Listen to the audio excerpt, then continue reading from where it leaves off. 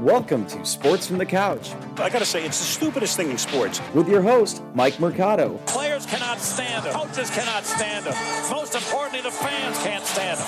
Brought to you by Mercado Airwaves. I'm gonna say it once, and hopefully I'm wrong, but it's a disaster waiting to happen. That is so bad, that is absolutely brutal.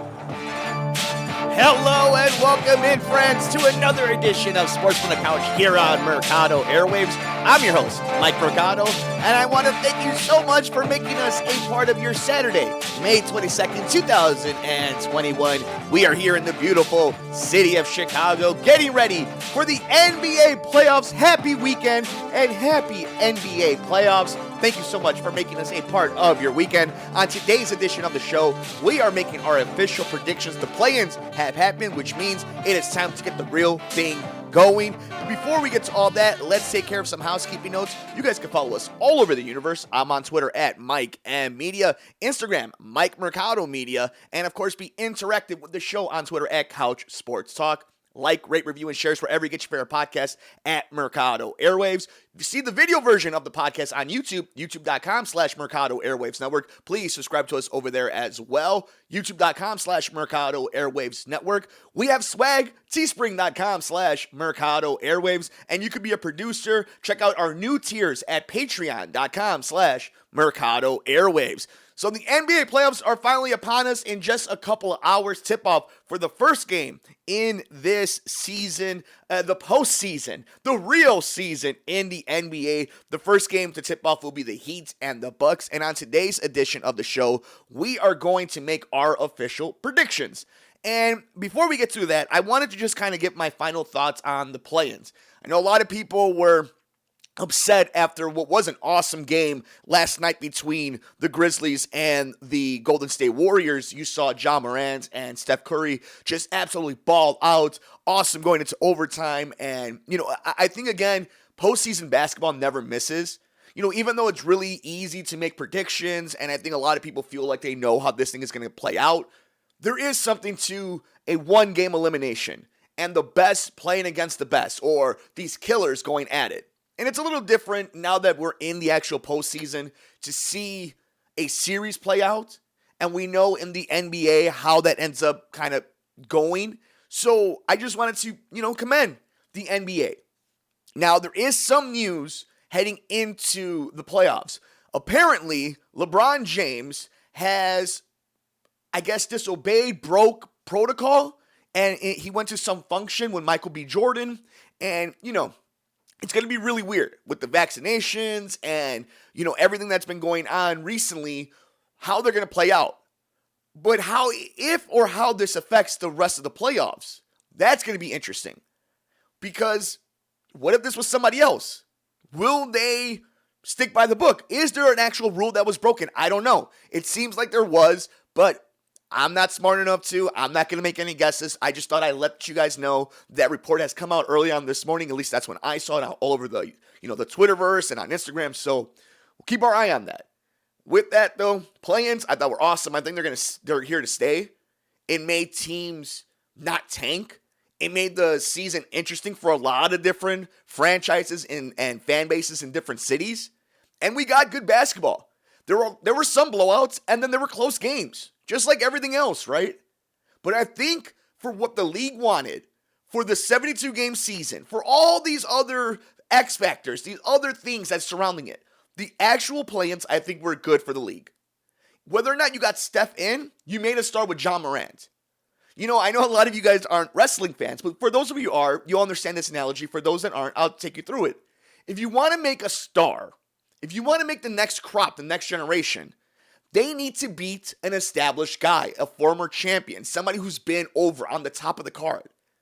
And Ja Morant going toe for toe against a Steph Curry is that moment. That's when Ja Morant became a star. He became for real. He took his team to the playoffs. He beats another killer, a bona fide Hall of Famer. You don't get that if this isn't the play-in. Or you don't get this type of drama, one-game elimination. So I think it was a win. And yeah, you don't get the Golden State Warriors in the playoffs. But you weren't getting the Warriors at full strength, so they weren't going to win a title. You were doing it on the name of Steph Curry, which is great. But you made a start now with Ja Morant. So next season, when Memphis is good, Ja Morant takes another step, and there's these rematches with Golden State at their full strength. That matchup, that meal that you're going to be able to deliver to the fans on national television was prepped and marinated in this play-in tournament. That's why it worked out. That's why it's important, and that's why I think it's not going anywhere anytime soon. But with that, let's go ahead and we're going to do some magic over here. Let's pop this bad boy in there. Oh, snap. There it is. And I will move my ugly mug right over here. And you guys can see. There we are. There are my playoff predictions. You could see right here in round one. In the NBA Finals, I do have the Lakers and the Nets. I have the Lakers winning in a 7-game series. Don't come over here and torch down the Mercado Airwaves studios. I'm not a LeBron hater, and I'm not a LeBron stan. I think as I was younger, and when the Bulls had Derek, and they were making that run, and it was the big three in Miami, I let myself at that young age enjoy the ride of hating on LeBron, letting him be the heel heat, right? But you got to appreciate greatness. Even with all the corniness and cheesiness that is LeBron, the cringe that is LeBron, dude balls out. And not just that, Anthony Davis is a killer. I also understand all the criticism or just if you're gonna make an argument that why you wouldn't like Anthony Davis is like either the injury or he had to go to LA, but I don't put that against him. You can't control injury like that unless you're going on a motorcycle, boats, blowing up firecrackers. Back spasms happen, especially when you're that big, right? So I understand, though. I understand people not liking the LA Lakers, one of the evil empires. I understand some of the hate towards LeBron. But in this point for me, I'm just enjoying the craziness that is the NBA, that is these playoffs, and what have been historically LeBron's runs. Because here's the funny thing. Whether he wins or loses, the narratives, the story that we build on it, and the road of whether he's going to win or lose a series, his team is going to win or lose a series, is always great drama, great sports television. All right, so that's my thing of why, I'm not hating on LeBron. The Brooklyn side, what's interesting about Brooklyn is obviously the team they brought in together and what it's going to mean if they don't advance. So we'll talk about the storyline of these two teams in the NBA Finals in just a second, but let's kind of talk about how we got there here on Sports from the Couch on Mercado Airwaves. I'm your host, Mike Mercado. Happy weekend, everybody. Happy NBA playoffs. We're just a few hours away from tip-off, but as you can see, I have Utah over Memphis. Wow, Memphis balled out. Ja Morant became a star. From start to finish, Utah has been one of the dominant teams. Rudy Gobert, Donovan Mitchell. I like what Utah's doing. Complete home court advantage in Utah. It's a good team. They got a good draw. I like where they're kind of headed. It's going to be an interesting matchup in the semis. We'll talk about that in just a second, but I want to see Ja Morant ball out. I think I want to see him, take that next step, but I do got Utah in 5 games in that series. Moving on, the 4 and the 5, the Clippers and the Mavericks. I have the Clippers in 6. Clippers are a good team. A lot of pressure on them. It's going to be interesting to see the Clippers really just kind of coasting. They tanked so that they don't have to meet the Lakers until deep into the conference finals if they get there. And, the Lakers being in that play-in, it being LeBron, it'll be fascinating if they're the big story and the Clippers are able to just sneak into it. But it's got to work out. All the noise Kawhi made. The noise, right? Kawhi making. But what happened with Kawhi? The noise surrounding Kawhi, I should say then, right? That'd be more proper. Paul George. And then obviously the trade with Lou Williams saying you're bringing in these guys to solidify your team. Got to win, right? And Paul George, I think, obviously he wants to win, but that's what he's missing. And this is just coming from a dum-dum like me, but can you imagine what an NBA Finals does for the career of Paul George? The comeback, what he helped do for the Pacers, his stints in Oklahoma City, to go to LA and to win a Finals would be huge. On the other side of this matchup with Dallas, I like Dallas. We all thought Kristaps Porzingis was going to be this huge superstar, and he's a good player. He's nice, right? It's all about Luka. My fear for Luka is the same thing that we see a lot in the NBA. You got this guy who's going to make things interesting. He's going to be annoying to get out of the playoffs. He's going to be a tough out. But him by himself seems like best way I could put this is a minor stop on your way to a finals. To me, typically, a guy like Luka, and it's the same thing that happened in Dirk, and I'm not comparing them because of the Euro thing or the Mavericks thing. It just reminds me of a great player who could get any shot he wants, that could do whatever he wants in the court. How does that translate in the playoffs in a 7-game series when you're the matchup?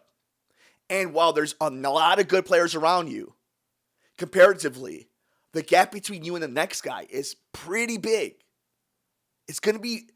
It'll be this big feat if Luka not only is able to beat the Clippers and then get to the next round and beat a team like Utah and then get to the conference finals. You see, you start thinking about it. The road ahead, it's tough for a guy like Luka and a team like Dallas the way they're set up.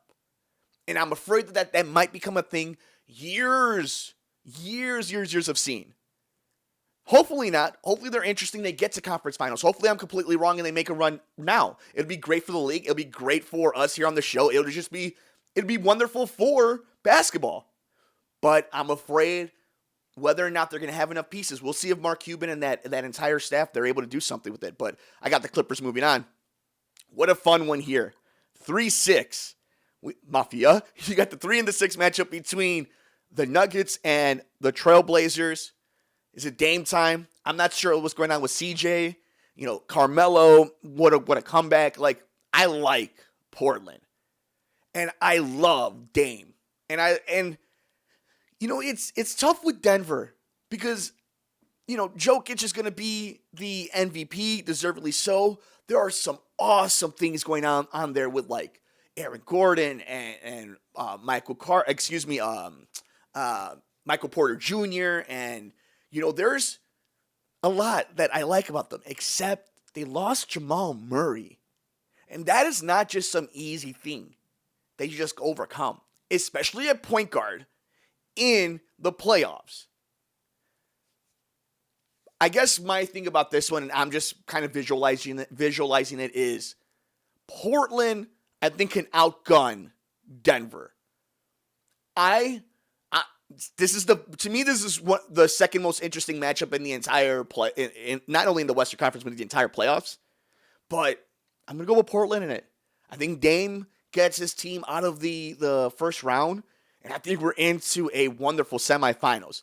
But to me, the series of maybe the playoffs, and it's only the first round, but definitely the first round of the playoffs is Phoenix Lakers.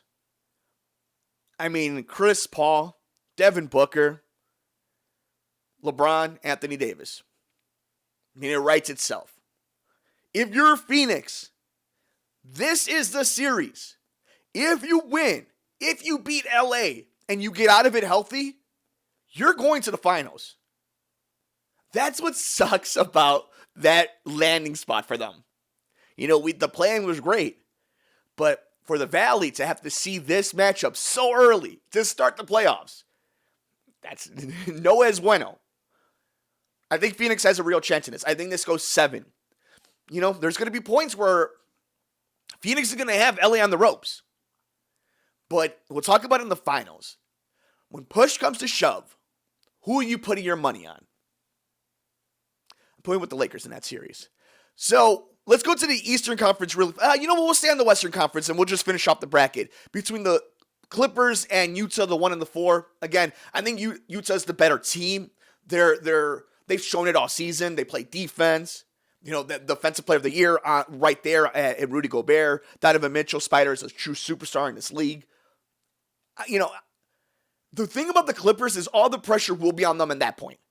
Because you can then see in the other side of this bracket what the Lakers are doing.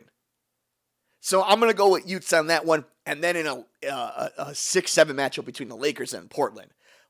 I mean, I think we all know why we would go with the Lakers in this one. But damn, that's going to be fun. And I have it actually in 5. I think they're all going to be close games. We've seen it before where Portland has put it on people. I just think the Lakers are going to get over, and I think it's going to be a deja vu again. And then in the conference finals, Utah, LA. If I had told you that before the injuries and the regular season was going the way it was, this was going to be your conference finals, you'd be like, yeah, that sounds about right. To me, the dark horse has always been Phoenix, and since Denver lost Jamal Murray, it kind of soured that taste. But this has always been kind of the matchup of this season. And if you're telling me in a 7-game series with Anthony Davis and LeBron James being healthy, and if LeBron is playing, what is the answer that Utah has? Utah's a good team. Utah can win the series. I'm saying it's going 7.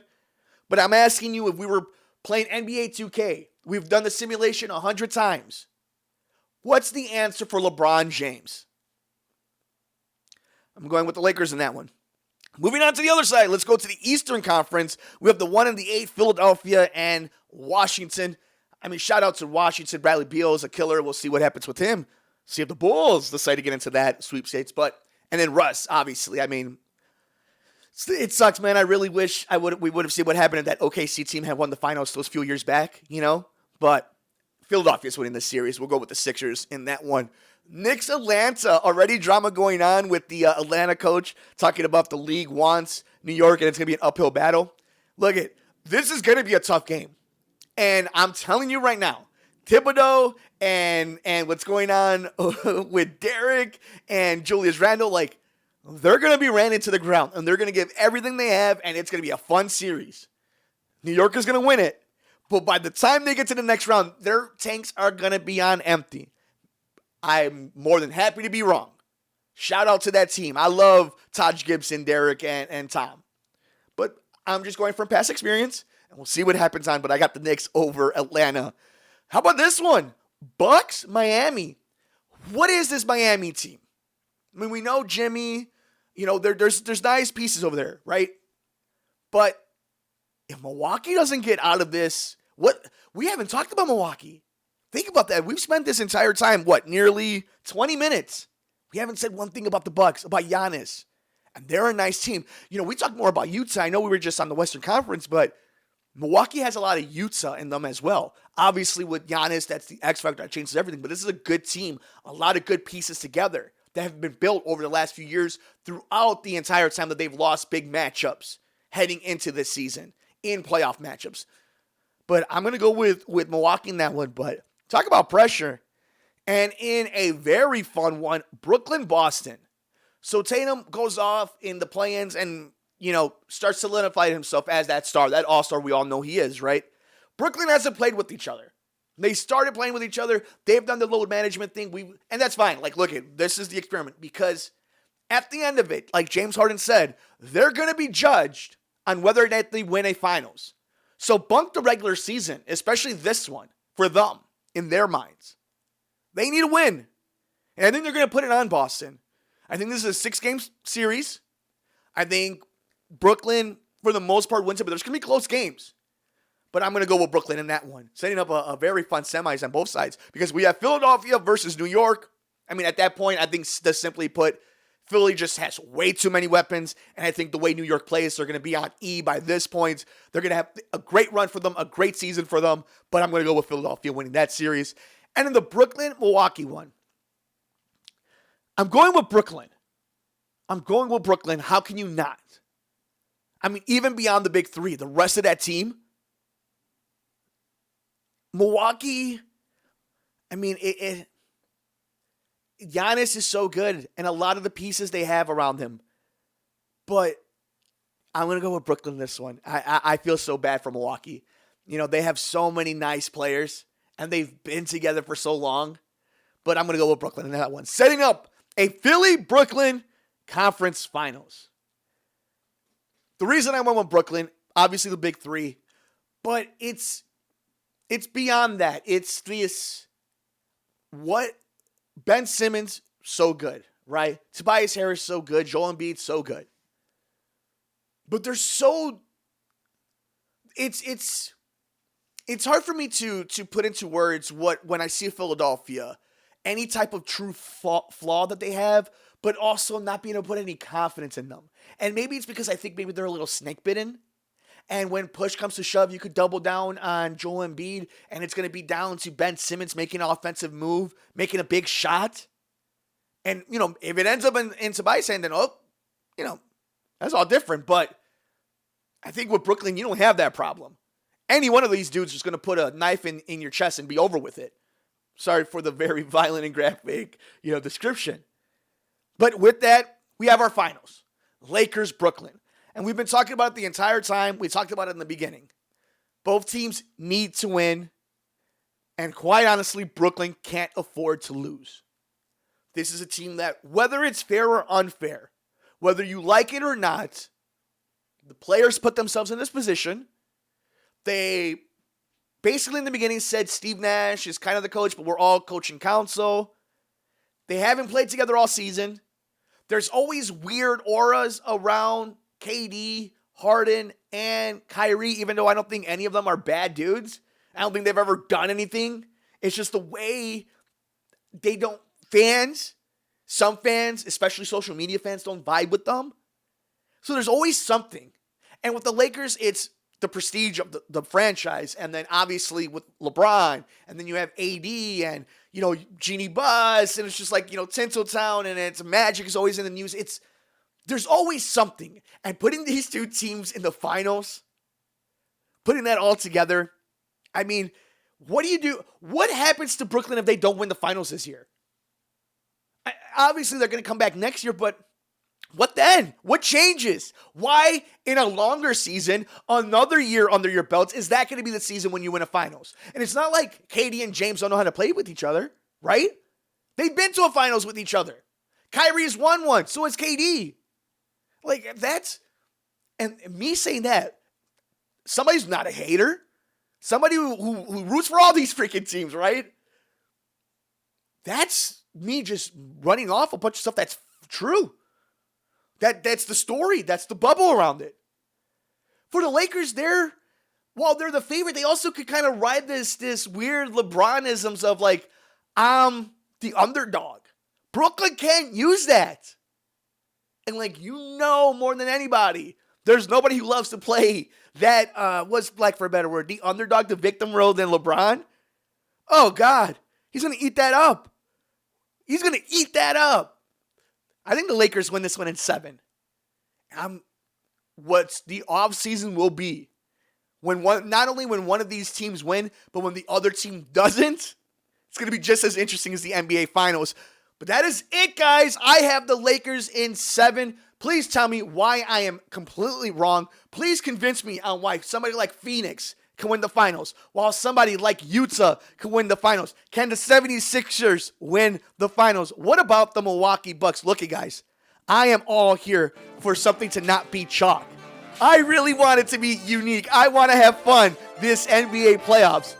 But please, let me know all over the universe. I'm on Twitter at Mike M Media, Instagram, Mike Mercado Media, and of course, be interactive with the show on Twitter, YouTube, Couch Sports Talk, and Mercado Airwaves. Why it won't be the Lakers and Brooklyn. Of course, be respectful, or at least be funny about it. But with that, thank you guys so much for joining us on this edition of Sports from the Couch here on Mercado Airwaves as we made our predictions in the NBA playoffs. We fixed the screen for all those beautiful people who watched us in the video podcast format on youtube.com/Mercado Airwaves Network and on Facebook at Mercado Airwaves. Make sure you like, rate, review, and subscribe to us wherever you get your favorite podcasts at Mercado Airwaves. Teespring.com/Mercado Airwaves. We have swag. Check us out there. And of course, Patreon.com/Mercado Airwaves if you would like to become a producer or support the brand. And of course, the Gone Missing podcast. Twitter.com, Mike M Media. Instagram.com, Mike Mercado Media. And of course, Couch Sports Talk to be interactive with the show. Please, everybody, enjoy the games. Enjoy the NBA playoffs. Take care of yourself. Take care of each other. We will see you next time here on Sports from the Couch on the Mercado Airwaves Network. I'm Mike Mercado.